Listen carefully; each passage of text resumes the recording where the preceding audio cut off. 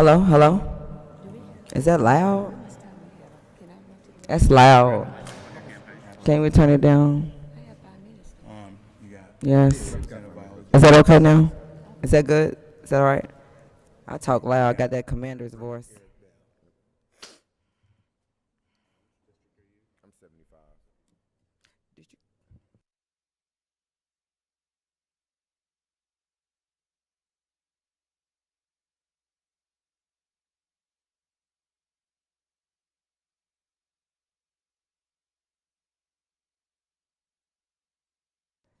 Hello, hello.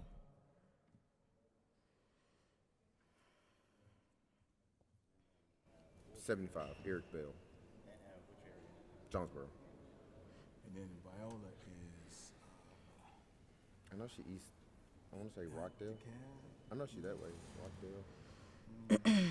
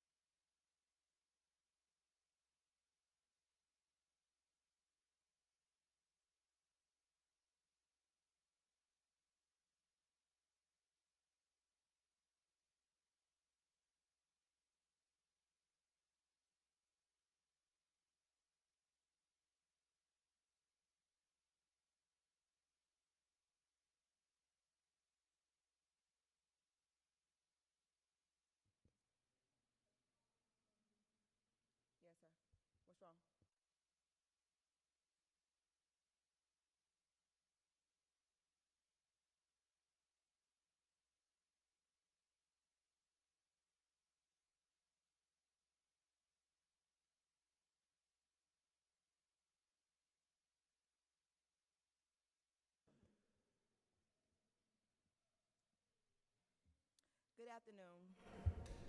Thank you for being here. I'm Senator Kenya Wicks, District 34.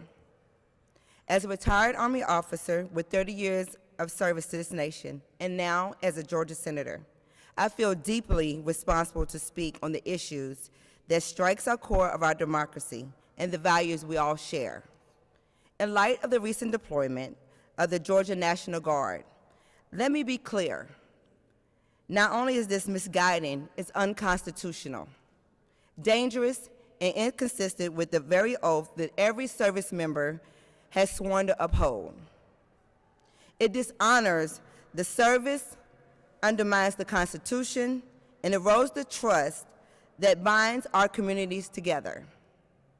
I have served this country for 3 decades. I wore the uniform because I believed in the promise of liberty, of opportunity for all. I have seen the weight of the sacrifices that has made by the soldiers and the families. The uniform should be never used to intimidate or divide. It should be used to only protect and serve. Let me end with this. The strength of the American has never come from turning the soldiers against our people. It comes from defending the Constitution, protecting freedoms, standing for what's right, even when it's difficult. I will continue to oppose the efforts of misusing the National Guard, and I urge my fellow colleagues, the fellow citizens, to do the same. Our democracy demands it, the value commands it, and our people deserve it. Thank you. I will be followed by Representative Eric Bell.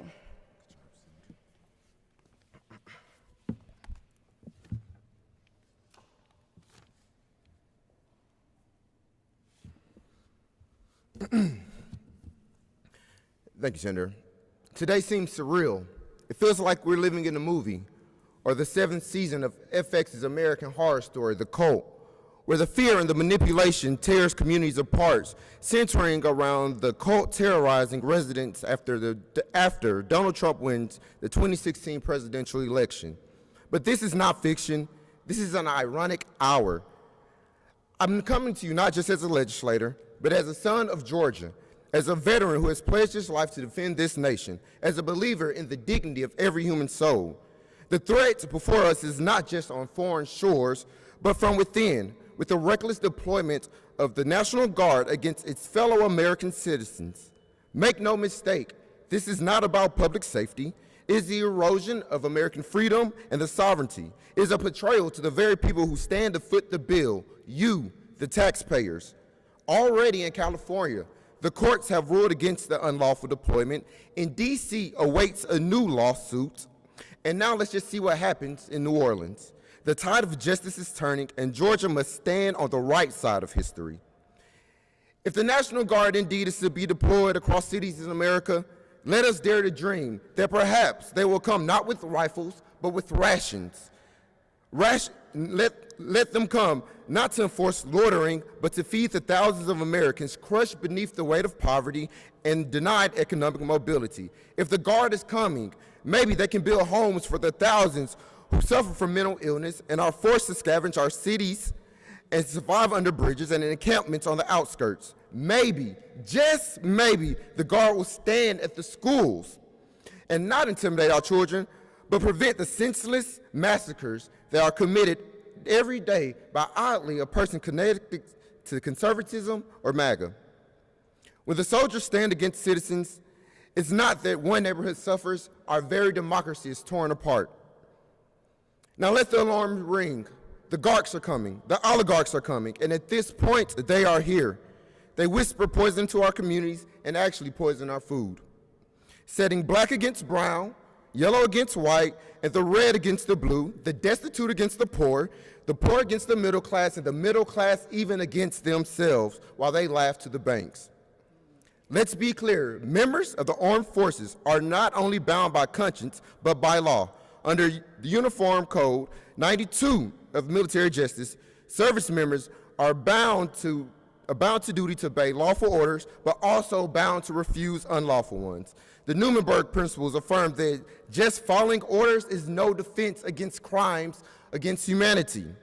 The Department of Justice requires the U.S. forces comply to the rules of law and must refuse participation in unlawful acts. To turn American troops against American citizens are a violation against principle and law, and no service member should be compelled to participate in such. Republican leadership, Georgians of every walk of life, faith, veterans, and active duty and law enforcement, remember your oath to the Constitution and to the people, not to capitalism, not to the false promises of an authoritarian regime, but to freedom. Remember, resistance is the American way. The revolution was fought not to exchange one set of masters for another, but to ensure that no king, no tyrant, no dictator can trample on the dignity of free men and women. Governor Kemp, I will work with you. I will work with every Georgia Republican with a conscience to resist this federal overreach. Remember, your back and your knee cannot bend unless you bend it to fascism, racism, authoritarianism, sexism, disguised as patriotism, and religion. Stop the deployment. This is not Nazi Germany nor Stalin Russia. This is supposed to be America, the land of the free, the home of the brave, and right now, freedom is looking a little thin. This is Georgia, where we once prided ourselves on fierce independence, states' rights, local control, not federal servitude. If we refuse to bow to tyranny now, then let's stand together and ensure Georgia remains a beacon of democracy in the age of rising darkness. History is watching. Our children, our grandchildren are listening. Let us not falter, nor be hoodwinked, led astray, or bamboozled. D.C. today, Chicago and New Orleans tomorrow, Atlanta next. Let us stand together, shoulder to shoulder, and declare one nation, under God, indivisible, with liberty and justice for all. God bless America. God bless the USA. I will now bring you to Representative Derrick Jackson.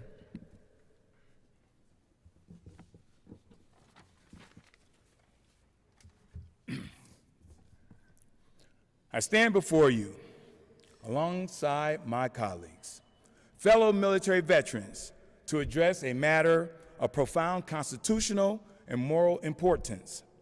We are witnessing a troubling overreach of federal power, one that threatens the very foundation of the republic, and most importantly, the safety and well-being of our citizens of our state. The federal government potential deployment of National Guard in our streets, with or without the will of our state government, constitutes a direct violation of the principles to have long governed the relationship between the federal government and the states. The Posse Comitatus Act of 1878 is not a mere suggestion. It is a law that prohibits the use of federal armed forces as a domestic police force. This is not about being anti-military. Once again, I remind you that we are military veterans. This is about respecting the sacred and distinct roles of our soldiers and our law enforcement officers. Our National Guard members are citizens first and soldiers second, trained to defend our nation from foreign threats. Their training is not for crowd control or domestic law enforcement, and placing them in the position would betray their trust and put both them and our communities at risk. The governor of this state, as Commander-in-Chief of the Georgia National Guard, has a solemn duty and an explicit authority under the 10th Amendment of the United States Constitution to oppose the federal intrusion. The 10th Amendment states, and let me be absolutely clear, the powers not delegated to the United States by the Constitution nor prohibited by it to the states are reserved to the states respectively or to the people. Public safety and law enforcement are unequivocally reserved to the states. When the federal government attempts to supersede the governor's authority, it is a flagrant violation of this bedrock principle of federalism. The people of Georgia should be outraged and deeply disappointed that our governor, Governor Kemp, is not exercising his commander-in-chief responsibilities according to his oath he took for this office. His primary responsibility is to the citizens of this state, not to the political agenda of a federal government such as Project 2025. Governor Kemp has the constitutional power to refuse this federal request. It started off with 75, now it's 300 brave men and women going to deploy. Because he has failed to do so, he is betraying his oath and the trust placed in him by the people that he was elected to serve. Let's be absolutely clear about the pretext for the use of the National Guard deployments. This justification for such a drastic measure is often an unproven, manufactured crisis, fictional, deceptive, if you will. We are told that our cities are out of control, that crime is rampant.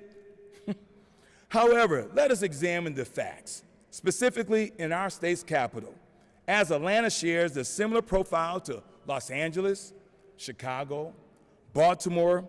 All are large cities with a black mayor. Let me be clear, Atlanta is not a city on the brink of collapse. In fact, the crime rates are moving in the right direction. According to data from City of Atlanta and other sources, violent crime in Atlanta has significantly gone down in recent years. Point number one, violent crime overall was down for the third straight year in 2024, hitting a new historic low since 2009. Homicides in Atlanta have gone down, substantially declined. One report says 25% decrease in homicide in 2024, with another stating mid-year of this year, 30% drop compared to previous year. Property crime, also a significant reduction. One report states that the property crime down in Atlanta is 13% this year thus far. Another report states the property crime is down prior to pre-pandemic levels. The trending is going in the right direction with right leadership. Again, let me be clear to the folks in the White House. Atlanta is not a city, and Georgia is not a state that requires military occupation. Our local law enforcement is more than capable of providing public safety. They are trained for that. National Guard are not trained for that. The current trends continue to improve year over year. To use the National Guard in this context is to manufacture a problem where one does not exist, and it escalates a situation that already improving. The current misuse of the National Guard across the United States is a dangerous path we are on. It is an attack on our constitutional structure, a disregard for the sacrifices of our brave men and women in uniform, a failure of leadership at the highest level at the federal and state government. As a candidate for governor, the people of Georgia deserves better. We deserve a governor who will stand up and fight for the sovereignty of our state and the safety of our citizens, not one who will apply or simply acquiesce to the federal overreach. We must demand that our elected leaders honor their oaths and protect the constitutional boundaries that have kept our nation free. And with that, we open up to questions.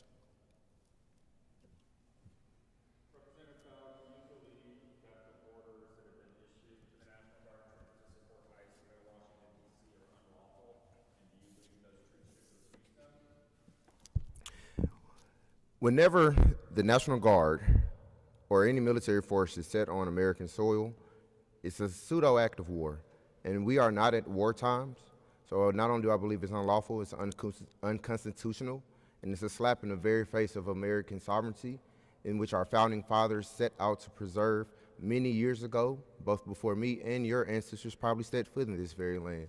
And it's our solemn swear as constitutional officer of the state of Georgia to defend that.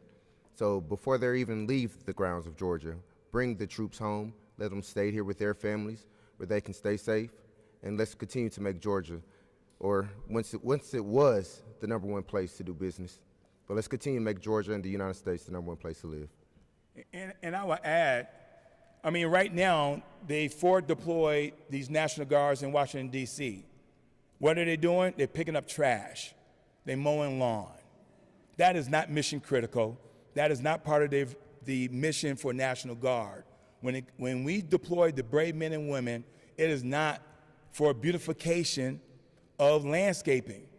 So it is an abuse of power. It is unlawful for them to do what they're doing based on the results that we're seeing our National Guard, our brave men and women are actually doing.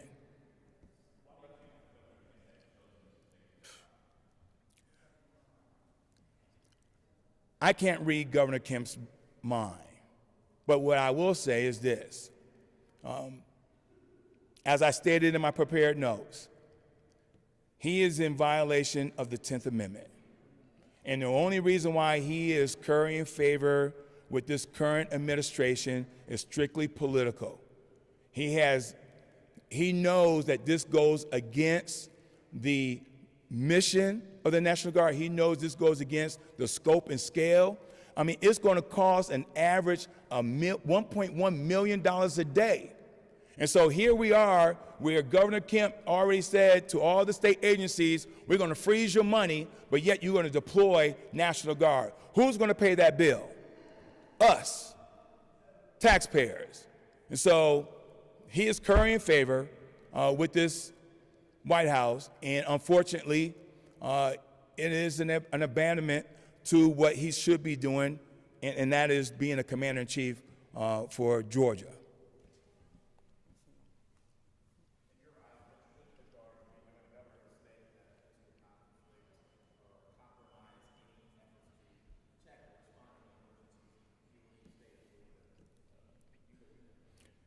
So Governor Kemp cannot predict what's going to happen in Georgia. We're in a hurricane season, for example. And so if we have a devastating hurricane to come through and hit the rural parts of Georgia, as it has been the last few years, we need the National Guard to be here already, being ready to be deployed if need be. Those 300 men and women that he already turned over to the federal government, he has no control over their operations. Once he turned it over to President Trump, until President Trump released those 300, he can't get them back. And so again, that's the reason why I'm saying the scope and scale of operation, he's not taking into consideration of the needs of Georgians, especially while we're still, and as an example, we're still in hurricane season. Yeah. Any other questions? Thank you very much.